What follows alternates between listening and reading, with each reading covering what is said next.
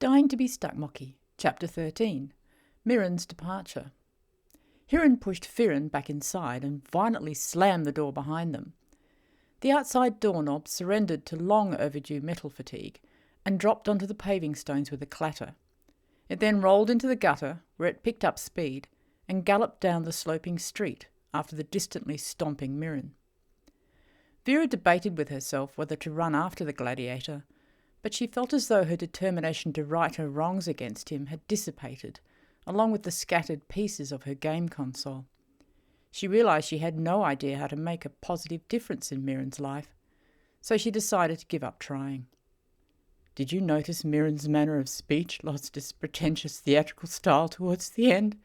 observed Verheerjon. At least, that's what Vera thought she heard, as it was a little hard to understand the Stuckmocky with its teeth chattering from shock. "Ow, bit my tongue," it said in a thick voice. Maybe Mirren's style isn't so important to him when he's faced with humiliation like that. I don't suppose he'll ever want to see us again, mused Vera despondently, now that we've seen behind his gladiator glory. Verheerjon's shaking suddenly doubled in strength, and the ominous gurgling began again. Vera looked up into her friend's face with alarm, wondering if it would be impolite to retreat to a safe distance until after the current furball had emerged. But instead, a roar of laughter burst from Verheerjon's mouth, and it slapped a hand to its forehead, while it rocked back and forth with delight. "Hiran, Firan, and Mirren." Vera smiled in spite of herself, and since Verheerjon's trembling had been completely overtaken by the shaking of laughter, she refrained from chastising it. She also noticed that despite being in the centre of a full-force gale of Stuckmocky laughter, she wasn't feeling an overwhelming urge to retch. "Verheerjon, your breath. It smells like—" Vera sniffed deeply. "Honey, is it?" Verheerjon gulped loudly and nodded. "Yes, my deepest apologies," gasp, "for the offensive nature," gasp, "of my previous exhalations," gasp. "Low blood sugar. Furball didn't help." Vera stared into her friend's now joyfully glinting eyes, and suddenly burst into laughter herself. "Hiran, Firan, and Mirren?" The door next to them jerked open with a squeal of rusty hinges, and Hiran's head appeared. "Clear off!" An apple core landed squarely on Vera's forehead, and the door slammed shut again. The two sniggering miscreants pulled each other upright, then set off in the direction Mirren had taken.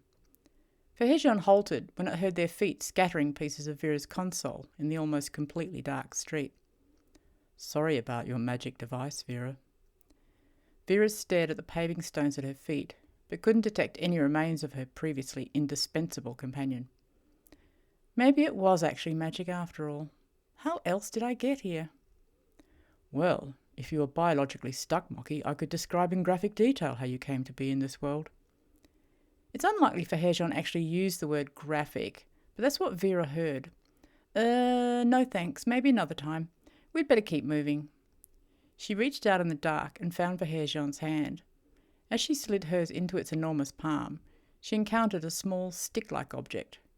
"What's this?" She brought it up to her face, and in the moonlight caught the outline of an apple stalk. "Verheerjon, you ate the apple core?" "Waste not, want not, my dear parent always said," it rumbled. "If you stumble across the cupcake, let me know."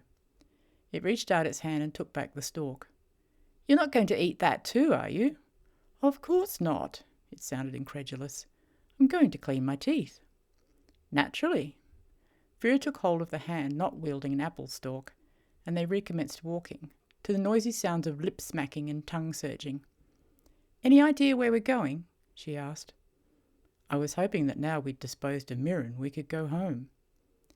Vera weighed her options and discovered they were very few. One, in fact. "Sounds good to me," she responded. They walked some time in silence. "And you know the way there?" she asked. "Yes, I know my way there." A little farther on she was forced to inquire, "How do you know your way there?" "I'm not sure. I just follow my heart. Home is where the heart is." "As your dear old parent used to say?"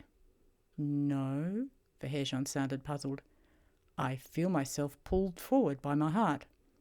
Vera heard a large furry hand landing with a slap on a large furry chest. If I move in the wrong direction, I feel sad. If I move in the right direction, I feel love. Very simple. They walked a little farther. And right now, I feel pretty good. Vera gave the big hand she was holding a squeeze. Me too. At that moment, they heard heavy footfalls approaching. Vera pulled on Verheerjon's hand and hurriedly dragged them both to the side of the narrow street, where they pushed themselves up against a wall and tried to blend into their background. The footfalls drew closer, and Vera held her breath. She wasn't sure what would happen if a Stuckmocky were discovered on a dark night in the back streets of Watchit, but she couldn't imagine it would go well. As the footsteps drew level with them, she could see the outline of their owner against the moonlight. "Mirren? Vera, is that you?" "There goes that pretty good feeling," grumbled Verheerjon. "Mirren, where were you? We thought you'd gone for good." Mirren groped his way over to her voice. "I went to the temple of Lupassos." He sounded genuinely humbled and weary to the point of tears. "I called sanctuary and volunteered myself as an acolyte, but they wouldn't have me." "Why not?" "They told me I didn't meet Lupassos' standards for strength of character," he said in a rather bitter voice. "It seems word had reached them of my unfortunate day." "Oh, I'm so sorry," said Vera with heartfelt compassion. She couldn't think of anything more to say, so she slipped her free hand into one of Mirren's. His hand seemed surprised by her touch, but was quick to find comfort in it. Vera's other hand, still holding Verheerjon's, felt it shaking a little, and she could detect a muffled gurgling noise. She had little trouble finding a furry instep to stomp on. "Oh, hey, been my tongue," she heard in the dark.